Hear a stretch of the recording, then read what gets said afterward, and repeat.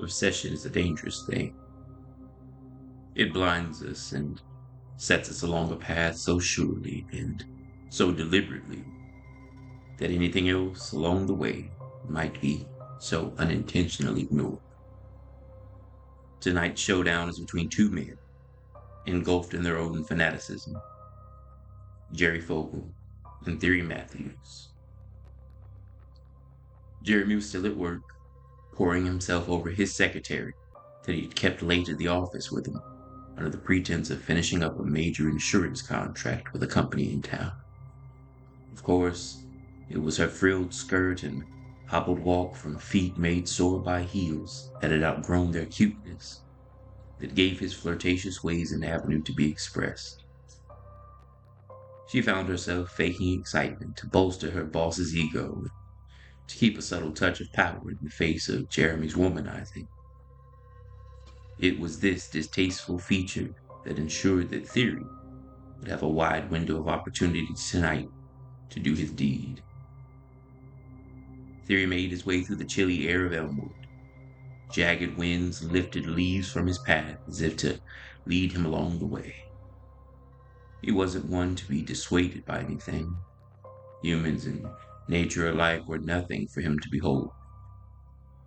A rain of thoughts fell upon him each time before he killed someone.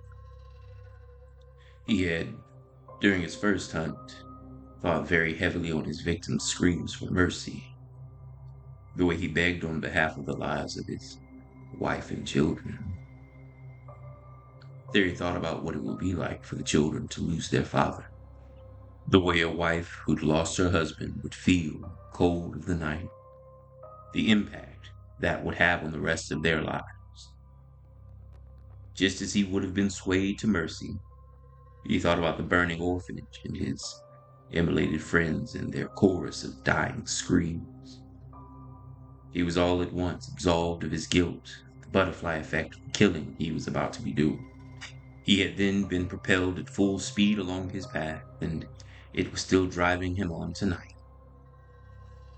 He marched along the streets until he got to his destination, the insurance offices of the Jordan Company.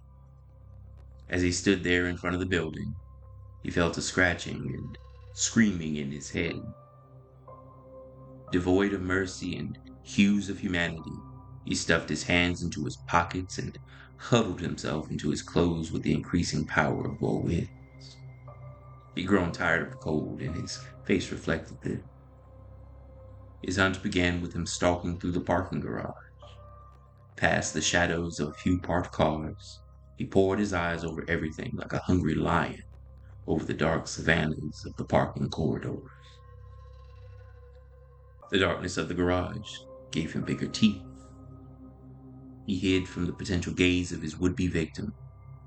The light of the elevator in the far corner caught his attention. It welcomed him and brought him out of the darkness like a lighthouse over a troubled sea. Theory didn't know where he needed to go exactly, but he knew how to find his prey. He waltzed up to the now opened elevator and hid himself from the world. He outstretched his hands and allowed deep purple sparks to fall from his body. The sparks materialized in the form of crimson embers that grew and twisted into bodies, hellish imps that pulled themselves from the ground as if spouting from a spree. They cackled, filling the elevator shaft with dark joviality. In that shaft materialized a long and writhing demon filled with protruding bones and sinew. It hooked itself to the elevator, and other, smaller imps traveled along its body as the elevator stood still, waiting for the imps to return as they poured out into every corner of the building in a hurried sprint. Theory was patient. He knew that as soon as he heard the laughter of the damned, his hunt would come to a crescendo. They didn't keep him waiting long either. Crimson bodies fell through the ceiling and landed like rocks into a bucket. Their chuckling was interrupted by their impact, but it swiftly resumed. One of the beings crawled up Theory's leg and onto his shoulder before whispering in his ear. They both smiled, and the elevator resumed its movement to the third floor. The elevator opened, eviscerating itself of Theory and the circus of imps inside. They came to see a show tonight. The lights in the area were now under the effects of Theory's cursed power. From the darkness, there was only the light of Theory's eyes being thrown off his twisted smile. The imp's eyes also dotted the shadows like a swarm of angry bees waiting to attack. Impish bodies poured over the floor, following Theory as he paraded through the office. Light bulbs lost power in the same way that lights had gone off in the elevator. It was the evil pressure of the demons being pressed against the air that caused the lights to fail. Soon, the entire office was covered in a blanket of darkness, all except for Jeremy's office. Inside of his office was a pathetic scene of incompetence. Both Jeremy and his secretary were caught in a vulnerable moment. Neither of them knew about the horror that was about to unfold, especially the secretary, who would soon become Theory's opening act for this midnight drama. He walked up behind her, grabbed her by the scalp, and snatched her across the table and out of Jeremy's grasp. Her body flew to the ground, causing a thud that was followed by groans of pain. Discomfort fell all over her body, the top of her head splitting from having her hair almost pulled from her scalp, and her body, arms and jaw, weak from striking the floor. Jeremy's voice cried out in objection. "Who are you?" His defiant questioning provided the secretary with fire to crawl to her feet, facing Theory, staring deep into his hollow eyes. Her mind immediately raced to thoughts of him being some sort of thug and trying to rob the place or hurt someone. She pushed past him, running off through the dark, but was stopped by a wall of eyes staring at her. A chittering laugh erupted from a wall of imps as it reached out to caress her hair and face. The barrier of creatures opened up and snatched her inside. Her struggling body fought to break free, but was contained almost completely in the living mass.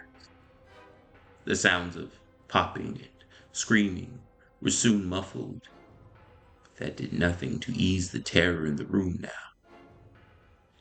Theory was still standing, face to face with his prey. He smiled as the embarrassed man gathered himself back up into his trousers and scuttled backward to the wall for safety. He threatened to call the police as he wrestled his phone out of his pocket. Theory laughed, raising his hands in front of him as blood poured from his wrists. An illusion was set, and Jeremy had no idea he was under a ruse. He was never in control at all. His phone was broken in half in his hands and his pants still firmly around his ankles. Jeremy blinked. Theory appeared this time to be closer to him, close enough to feel the chilly breaths of his tormentor laid freshly on his face. All he could see was Theory's giant smile and his eyes. As they were suspended there in time, Jeremy saw the madness hollowed out in the eyes of the monster he was now faced with. Theory reached forward and wiped the blood all over the man's face. It got in his eyes and tinged his vision red. Jeremy took off running through the darkness, and Theory motioned to the imps to leave him untouched. The lights flickered and let loose scenes of hell in the shadows that motivated Jeremy to run in different directions through the sea of glass partitions and cubicles. Theory walked slowly as he brought his hunt to a close. Small, burnt children crawled from the corners of darkness and leapt from jumping flames. Theory's face relaxed into a solemn grimace, and he pointed at the man.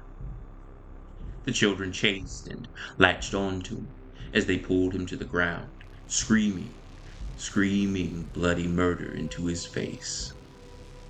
Theory approached the man, and lavender embers sprang up in an arch around him.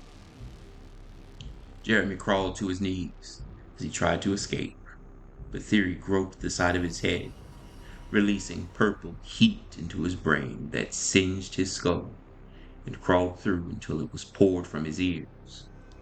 Jeremy's skin was slowly burnt to ashes. He screamed so loudly that he lost his pitch and his body collapsed onto the floor. And now, Theory was happy, even if but only for tonight.